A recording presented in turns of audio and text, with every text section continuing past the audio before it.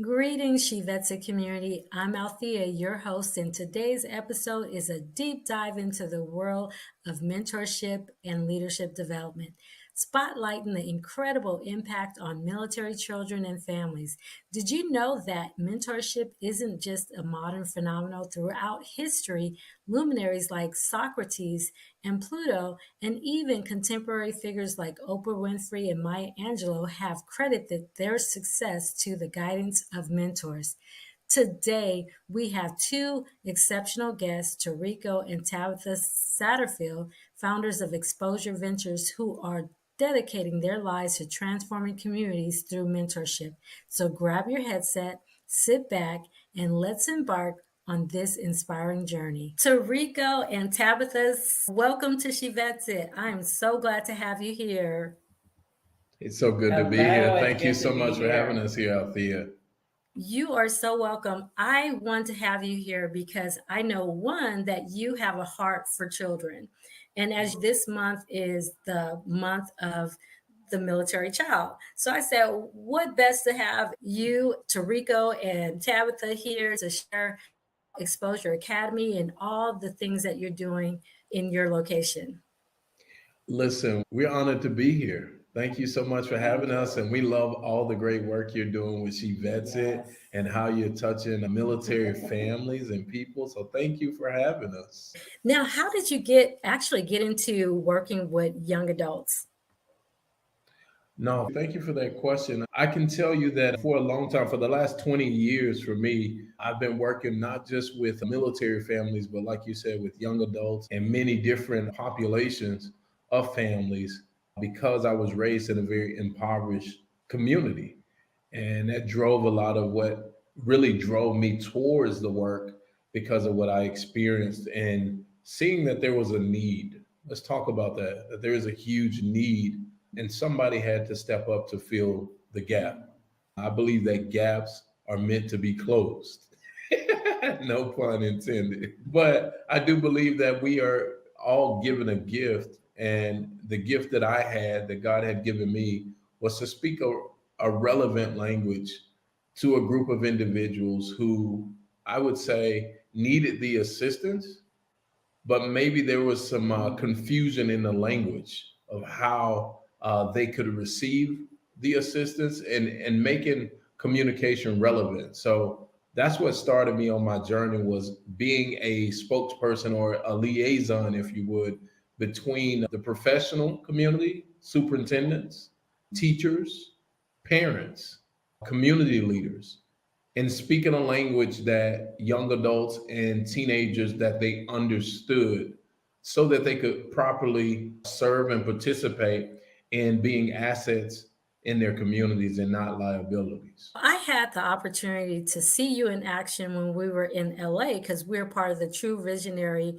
group that we all met on Clubhouse, which is how Absolutely. She Vets It started on Clubhouse. So I jumped into the True Visionary room from time to time, and now we all meet every year in the summer. So I actually had the opportunity to see you in action with your mentee that you were working with, and you want to share about that meetup?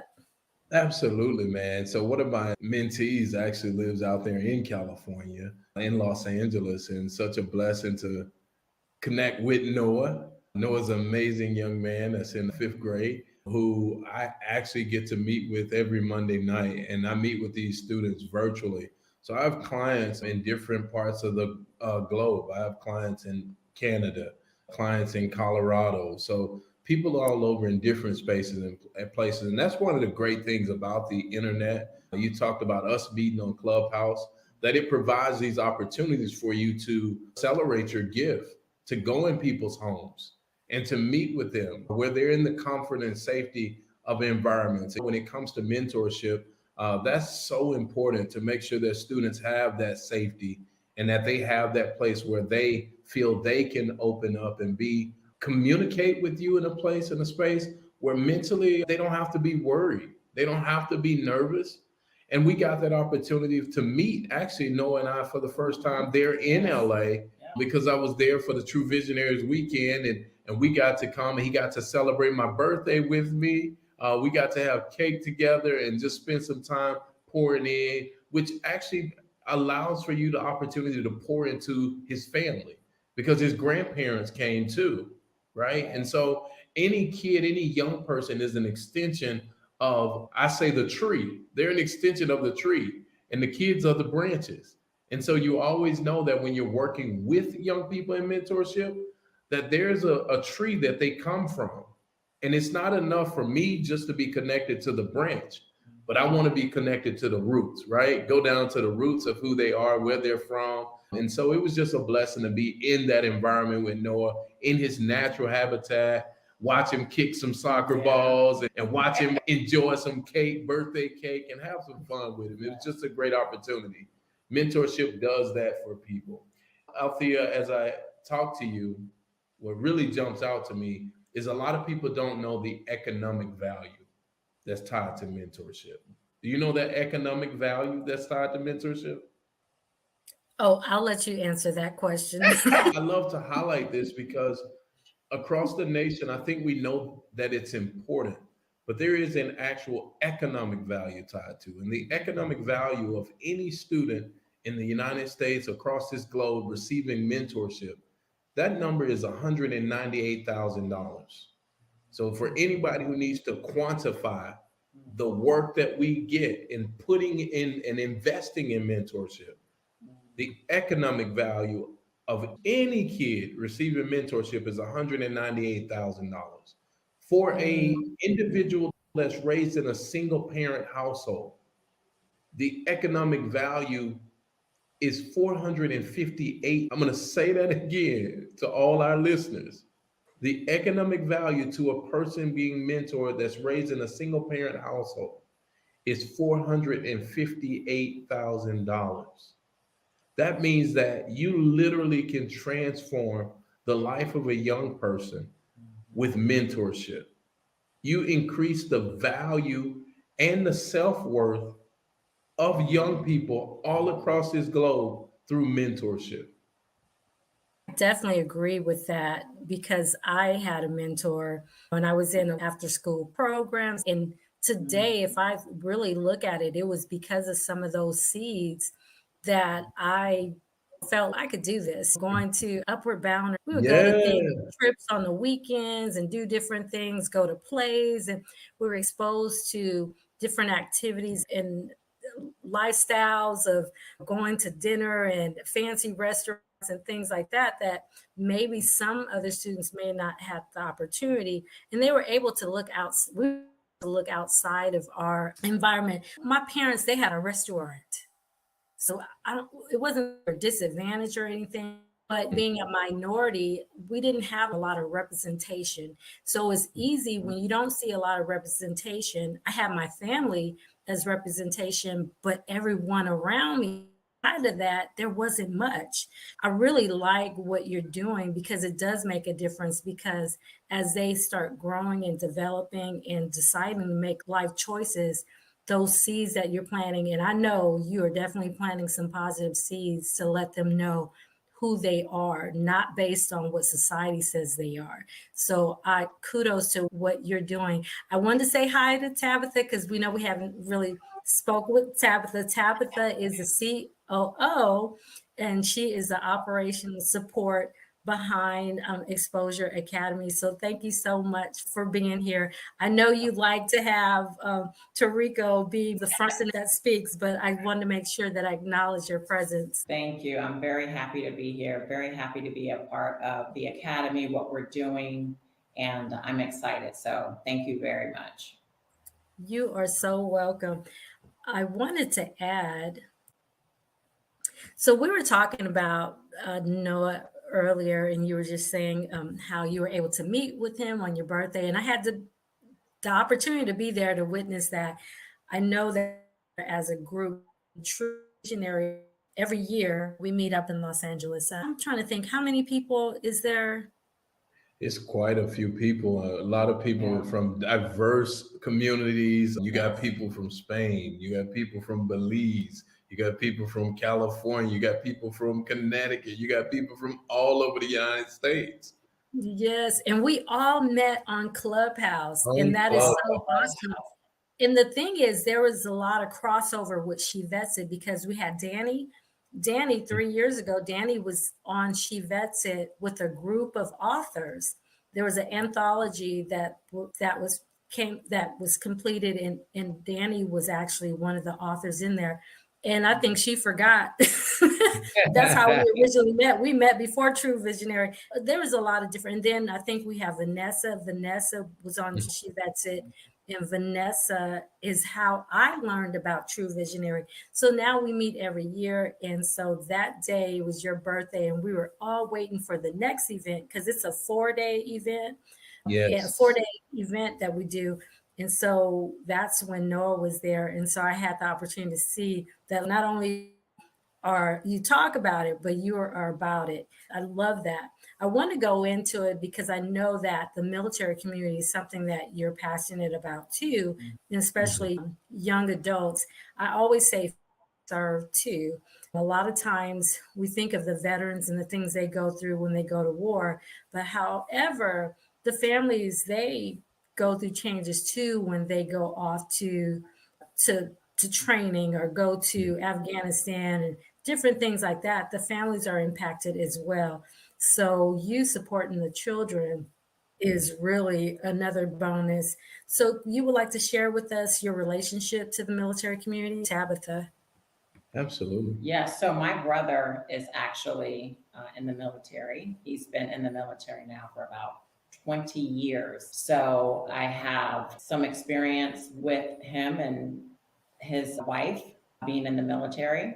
And really, I think it's not even just the experience with her brother. I think it's the experience even with the children, right? Because her brother's children would be without her brother. Yeah. And with that being there, He's been in the military for nearly 20 years in the Air Force. So I've seen the impact with the family, with my niece and my nephew, who's just the impact of what it's like to have a person in the military. and how that directly affects the kid, right? Yeah. There's a direct impact on the psyche of a kid.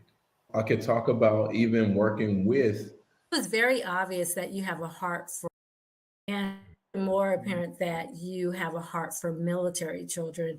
And I know this because you have a personal relationship with the military community. And if you can explain that. Absolutely. First, I'll start with Althea, that I'm the son of a dad who was in the Army, in the military. And because of my father being in the Army and my great uncle, who is a original Tuskegee Airman, his name is Cicero Satterfield. And my uncle Cicero, he served. And the way that you watch he has about, I think it's 11 children. So when you talk about the impact on the family, my father also was in the military. For me, I definitely know the direct kind of impact, even being reared in the household by a father who was that was actively in the military, and how that enters the home. The military in the communities that I serve, that we work directly with the military and coming into the schools to serve within the schools, within the context of mentorship, though. That a lot of these families, I worked in Connecticut there's a base in Connecticut. The Coast Guard is in Connecticut. The United States Coast Guard is there, the head base there, but also the sub base is there for the Navy. But when you see that there's so many families that are moving in and out, they're being directly impacted when their parents are having to be deployed. So I've seen that impact. No, yeah, that when you talk about the impact, a lot of times people don't realize that the move in the military, I didn't really realize that not the fact that I was deploying, but the fact that I may have to move from one duty station to the next and how that impacts the child because now they become the new kid on the block every 2 years instead Yeah. of they've been there since kindergarten. They have the same friends in elementary school as middle school and high school, which you are able to build that camaraderie with the kids along the way. But when you come and you're the new kid on the block, sometimes military kids get bullied. And then now when they're bullied, they have to consider their self-worth.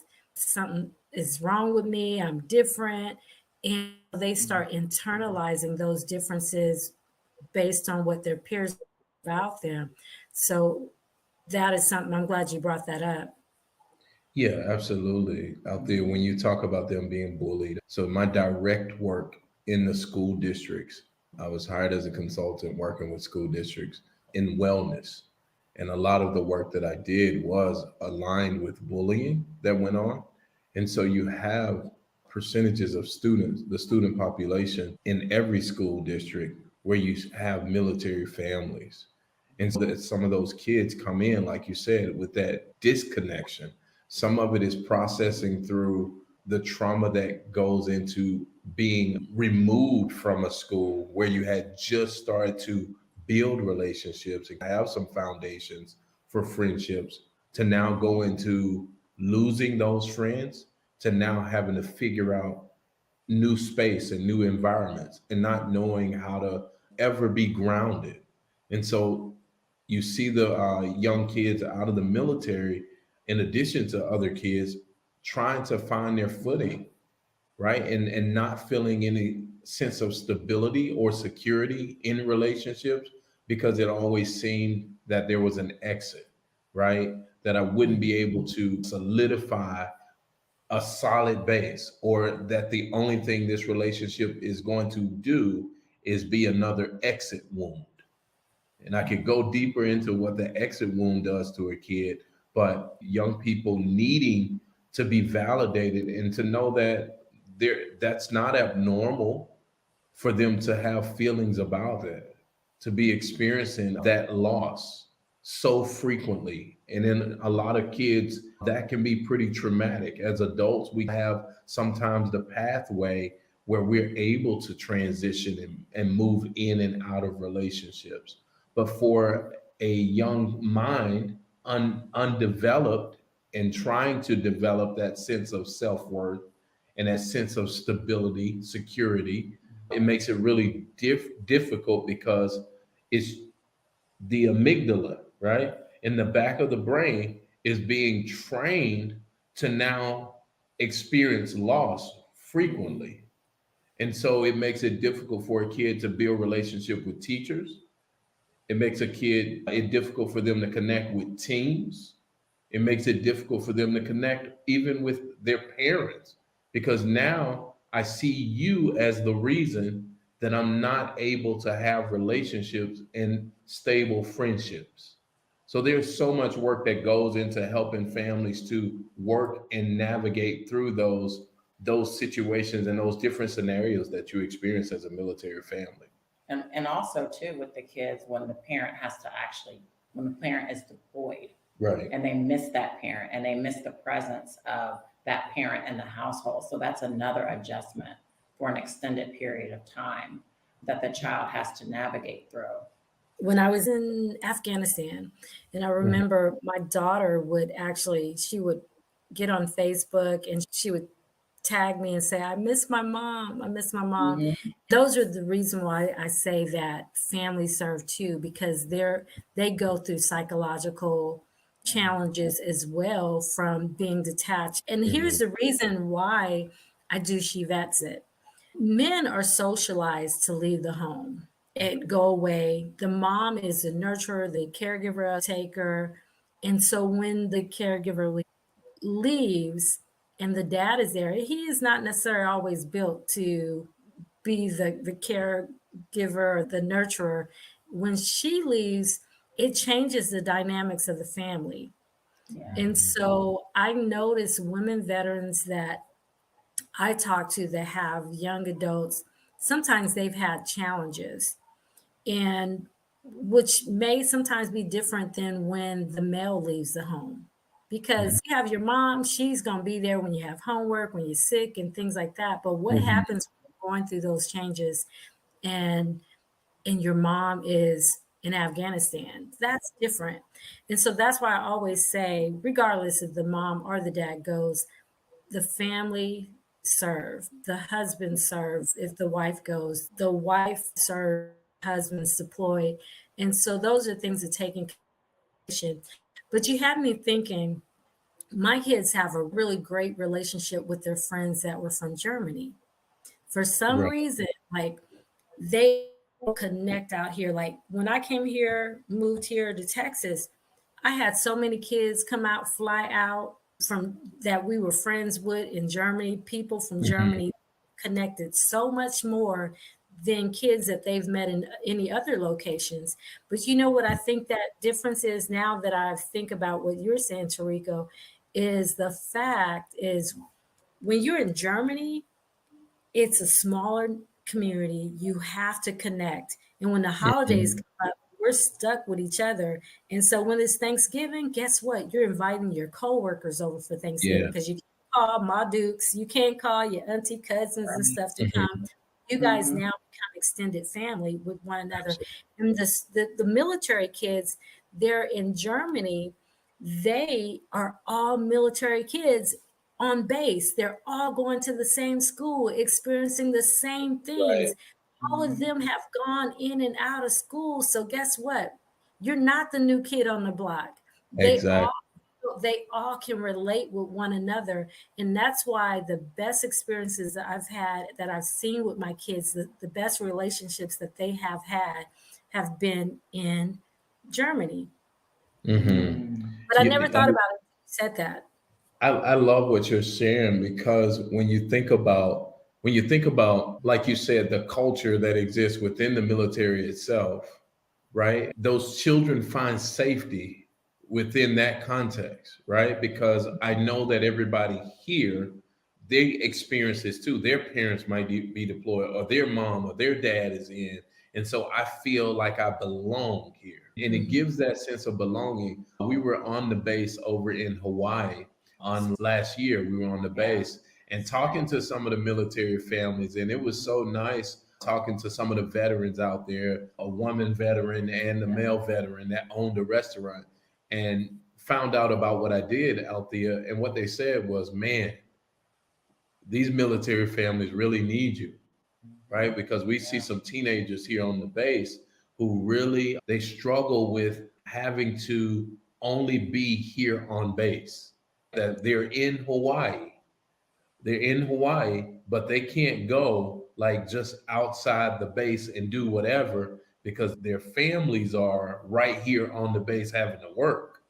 And so they're not actually from Hawaii, he said, but they are from all over the world and they having to stay right here. And a lot of them get frustrated because they can't go and they don't know like where they feel like nomads. We're here together, but we're in this other state and we don't know how to connect to the culture of this state. We know how to connect to the culture of the military, but we can't go connect with the culture here.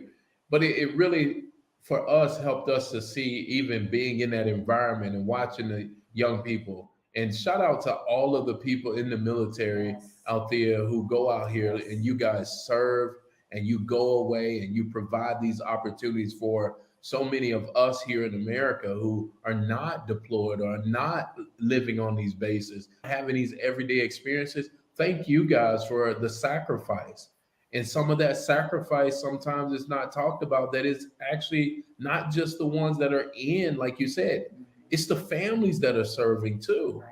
It's the wives that are serving, right? It's the women, the men that are serving, and it's the children. I don't even know if we do a good job celebrating that the children are serving because their parents are not there.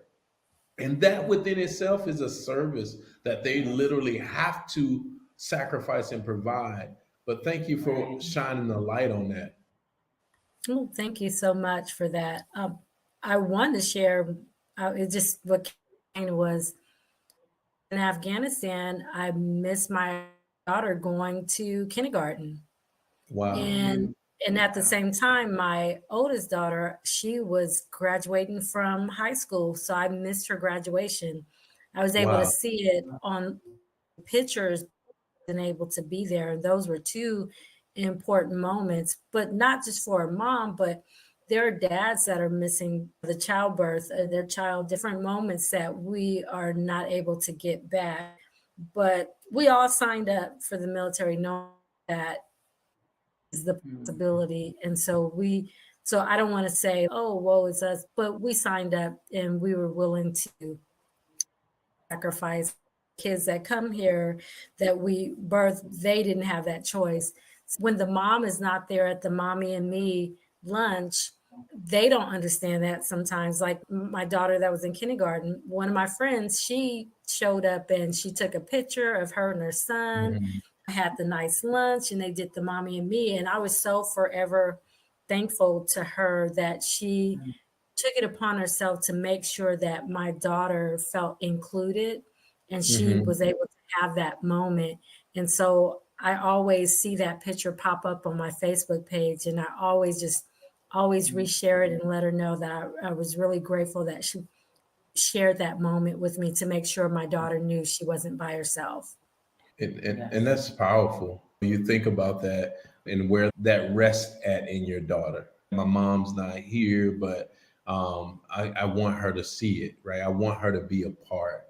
And then you think about what that does for, shout out to all the women you talk about. She vets it, right? The women who are out here serving, and you sacrifice that time of nurturing. I don't even think we talk about what that impact is on a mother, that actually that is the natural bit of a mother to nurture her children, and you sacrifice that to go and serve another cause, right? And I think it needs to be celebrated more. So I just want to celebrate you, Althea, for being willing to go out and serve while your children, right? They, let's talk about it, right? That you think that your daughter didn't want you to be there. Absolutely, she wanted her mom to be there, but she understood that her mom was out paying a price. Her mom was out surrendering herself. And so it teaches young people that there is some sacrifice that comes with life, right? There is some sacrifice that comes with our service. So I think when you're able to point that out to young people who are in military families, that actually you're building the strength and the grit and the confidence, and you're resilient, right? It's really shining a light on that for them to help them to understand the what you're gaining from this and what you're being equipped with. A lot of people don't get. A lot of people don't get those opportunities, but also centering that they're valuable, not even just because you're serving, but they're valuable because of their commitment to continue on, to show up. Imagine your daughter not wanting to go to graduation because you weren't there. It could have been another picture. Imagine her not wanting to experience that without you. And so her getting trapped in that guilt or anything that she might have felt emotionally. She had to move through those emotions. And so those qualities I think need to be celebrated, and we need to shine a better light on how these young people continue to rise up. Gonna say that, and that's what we can help the, the children to be able to navigate through, right? Because there is a lot of emotions that go with, even if you're talking from the perspective of their parent not being in the household, they Mhm. moved to a new city, they moved to a new state, they're starting all over. Especially in the teenage years, it gets very hard and difficult. There's a lot of stress, there is a lot of anxiety that comes with that. And so we want to be there to be a help and support for those children to be Mhm. able to navigate through those hard emotions that they're dealing with, that the parent, maybe they're not in a position to where the child can say, okay, I'm ready to talk to my parent about it. There's some, I can more freely speak with someone that may be just not in the situation itself. Right. And so we want to be that safe platform for that child, to be able to speak and to be able to freely express what they're feeling, what they're thinking without judgment. I love that you say that. What came to mind was throughout the process of me just joining the military, I think I've shared my story with you offline about praying about it and going to church and getting a confirmation. That's what I'm supposed to do. I'm like, okay, Lord, if this is what I do, give me a confirmation. And guess what? The Navy SEAL chaplain is our guest speaker. The whole stage is military theme. And then the teleprompter is the Army coming to pick up a family. So I said, okay, Lord, I need another confirmation. But anyhow, so but I say that to say is that my children saw me trust and ask God for guidance.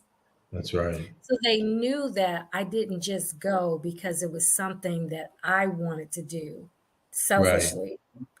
From their end, they knew it was something that God was guiding me to. Now, it didn't mean that they didn't have those challenges, but I'm so glad that they seen that. They seen that I asked for guidance and God navigated me through that. But at the Right. same time, now I try to be present with them. My daughter coming home from school, from college, hanging out with them and spending time with them and making sure that I set time for them because of so many different moments that I miss that I try Mhm. to be present now. And my birthday was not long ago and they just gave me I just had a beautiful day. And then I see how they love on each other. And I say that to say and I'm giving glory to God because I think that with my son that joined and me and him I felt like, I don't know, for a minute, I thought there was some resentment that I went because he was experiencing being bullied and when I came Right. back from Afghanistan and I had to go to the school. And so I felt like he felt resentment that I wasn't there for him. Right. But this is how God Mhm. changed things because he decided to join. And I Right. was 5 years ago, I wanted to get in the way and say, no, I don't think you should go. And then this last year, he decided to go without even he wasn't gonna let me know. He signed the papers and everything. He said, I leave next week. I was like, oh my God, what the? But Right. the thing is, so then I prayed with them and I said, Lord, give me the same, give him the same favor that you've given me, the Mhm. direction, guidance. And so we prayed about it. And when I went to his graduation, and I may have shared this story. And then when I went to the graduation, and of the 470, I don't know how many students, they picked 5 students out and they called them by name. And my son was one of them, soldier of the cycle. And then we got a Wow. chance to meet with the brigadier general. And so I Mhm. said, so then that's where God showed me I have him covered. I'm going to take care of him. And so whenever he's feeling frustrated in different things, I pray with him. And then for Valentine's, he sent me 2 dozen roses. He said, Wow. Mom, I love you. Thank you for always supporting me. And thank you. Your prayers and support during this military process has been appreciated. And That because I think he now sees the sacrifice because of the little pressure that he has to deal with now, because he's still in training. He haven't even got out yet. But I think he understands now.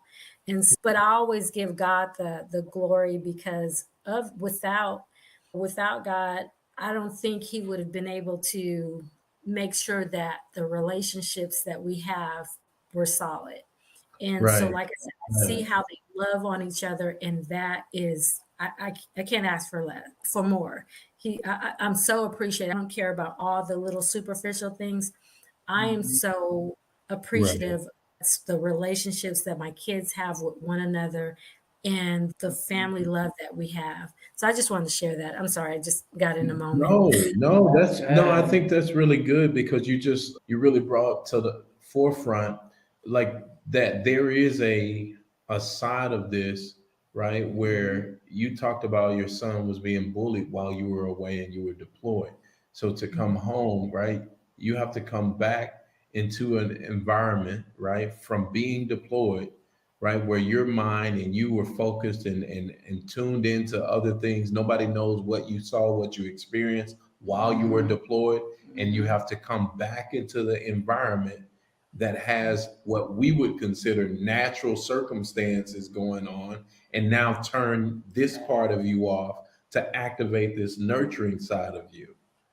And this is Mhm. why I tell parents, even in regular families, but I want to say to military families as well, don't confuse good behavior with mental health. Because a lot of people, what I see happen with young people, think that because their kid is quiet or because the kid is not saying anything, that's great behavior, where they may still have some mental health things that are going on.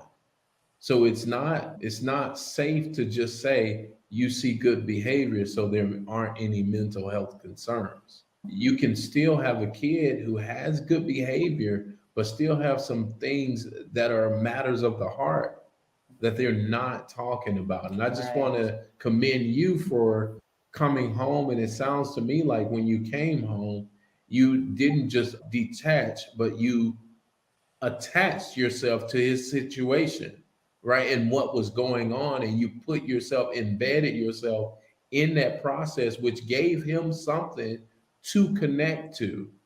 And so I want to highlight that and say to military families that there is a way for you to, once you leave, that reattachment, there's engagement. And then so I know you guys know far as military, you engage in combat, but there's a disengagement where we need to go in. It's not time to fight right now. We need to go and recoup, get ourselves together, get the strategy together. That's the same thing that happens within the home, right? That once you disengage to go, when you come back, you have to re-engage, right? And make sure that you're solidifying those relationships again so that one day you're getting flowers on Valentine's Day to say, Mom, I appreciate everything that you're doing as I process through my own process. So it shows a real strong sense of connection for you that you didn't leave and come back. And God bless the people who come back and are not the same. Because I Well, also don't want to put distance there. I'm going to say it was a process because Right, I actually came back and had to do the work. I may have went to the school, but during that time I came back, I lost battle buddies and I right. was still process. I was going through and I detached. I detached That's when I was in good. Afghanistan. I didn't want to call home because Mm, if I called home, I felt like if I called home and if it was something I couldn't control, it would mess me up mentally. And I couldn't afford to be in a state of stress and anxiety of what's going on over there. Now my mind is not right and I need to be right. focused where I'm at. And so it took me a while. So this has been a process, years of a process of Mm, us really getting our relationship back on track because I had to go through therapy every week. I was going through therapy every week and still go to therapy. And during the work and us clashing from time to time because they may not understand what I'm going through. And then I got to going through, sometimes we don't meet because we're all right, going through things and we're processing whatever that trauma is for me not being there and my trauma for right, being in Afghanistan. And then I had to realize it's not just about me and my trauma, but everybody impacted from right. the husband, from the children. We're all impacted. And how Absolutely. can we all show up for each other? So I would say that was a process, but Yeah. that process had to come from me not giving up and be like, okay, you know what, y'all over 18, y'all all gotta go. Okay, look, Yeah. Yeah. I can't do it. Mhm. But I had to really take it day by day and let God do what he needed to do. And I needed to do the work. I need to go to counseling. And so Mhm. now my son, one of my sons, I'm not the one in the military. He's in college now to be a therapist, a psychologist.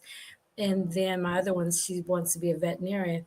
But I say that to say is that families serve too. And like I said, I didn't mention this earlier, but one of my battle buddies when I was in Afghanistan, his daughter committed suicide. And Wow. he had to leave Afghanistan because his daughter committed suicide.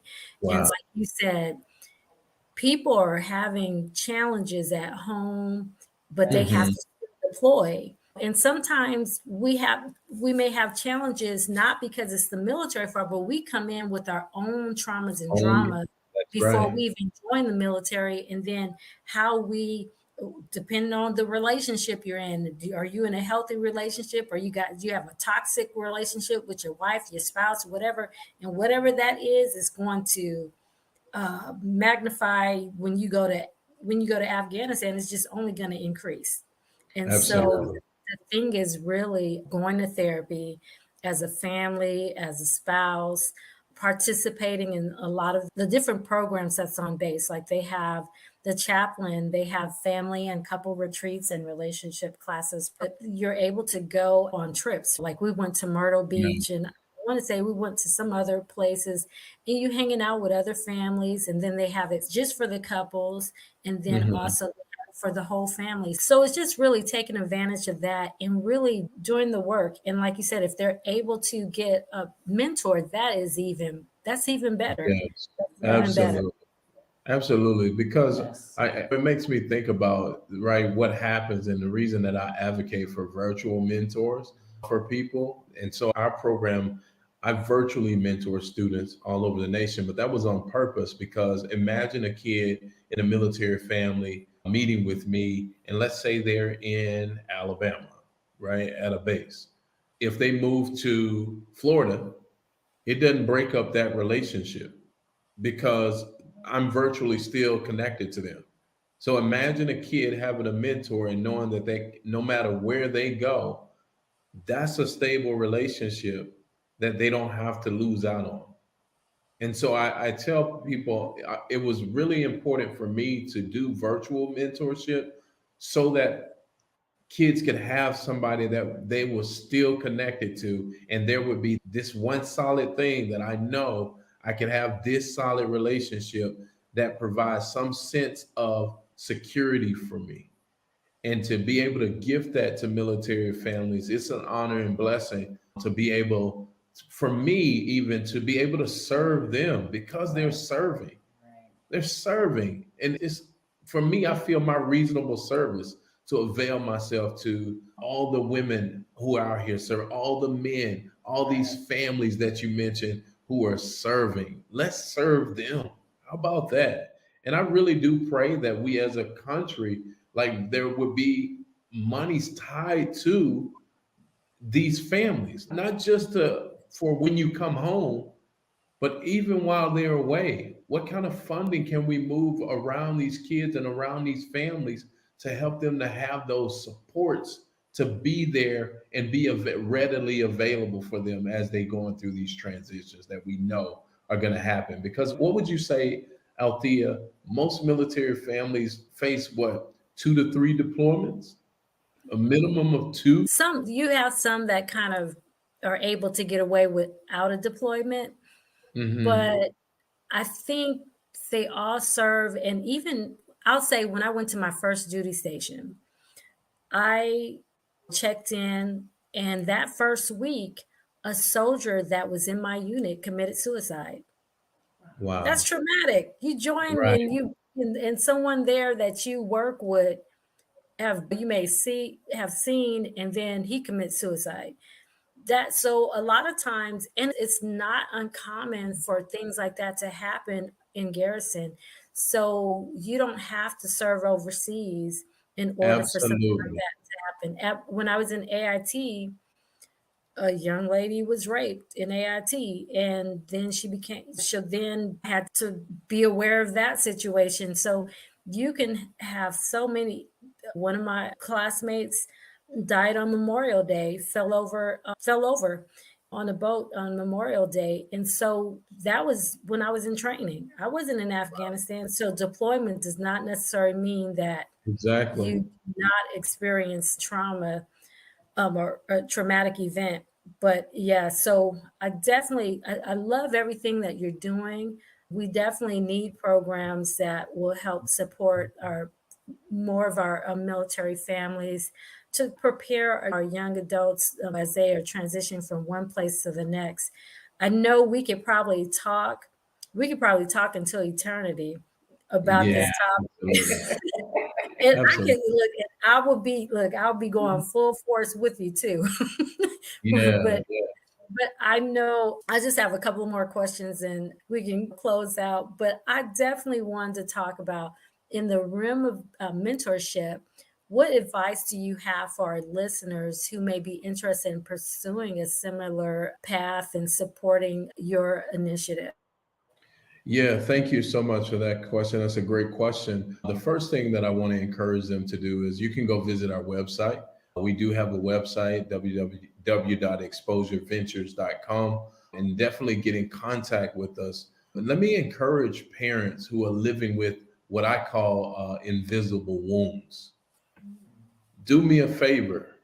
You don't have to struggle in silence, and you don't have to do it alone. To the moms and the dads that are out there, maybe you're not even maybe they're still active duty. You don't have to struggle at this alone. There are people like myself who are out here to serve you and to come alongside you, not to replace you, but to simply be there to support you. As you, Althea, you talked about that you had to go through your own therapy.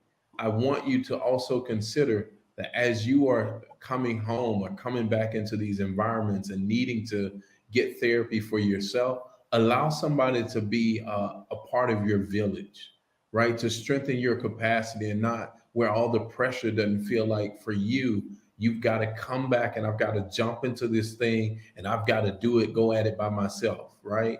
Allow somebody, a mentor, to be available to be that gap filler, like I mentioned earlier, to really be there for you to relinquish some of the weight and the pressure, but also to relieve some of the pressure that your child may be experiencing.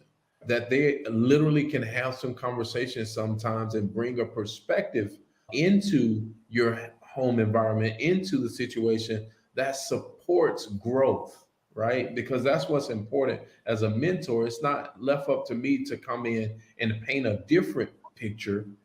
It's to be a supportive arm of what the family has going on. And I want to just encourage people to reach out to us. Like I said, you can get us at exposureventures.com. You can book appointments right there on the website with us, or you can send me a message over on Instagram. You can send me a direct message. We have a link tree there on our Instagram page that any family can chime in if they want to check out our services and our times and book a consultation. So, we talked about mentorship for young adults, but you also mentor adults, Mhm. and that's through your leadership development. You meet on the weekends. Tell us a little about what you're doing outside of the mentorship, but as it relates to leadership development.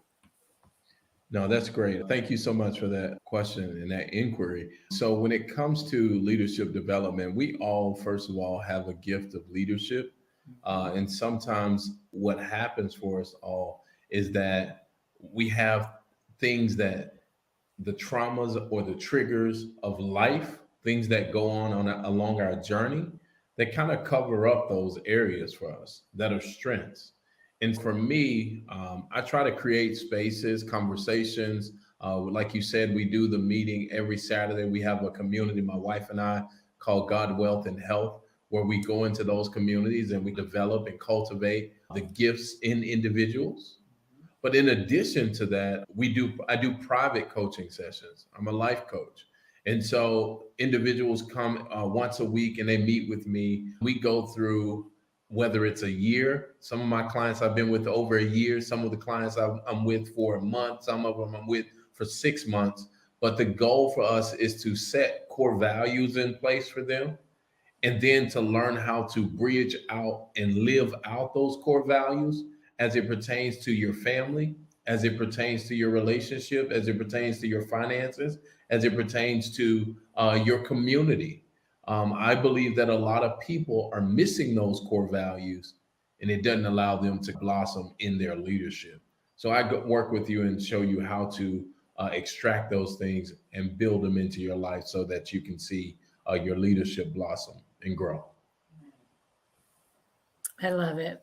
Awesome. I want to thank you so much for being here. You definitely shared a wealth of information and love what you're doing. Love to always support what you're doing. That's why I had you here. Like I said, I love to vet those that I believe that are actually doing the work.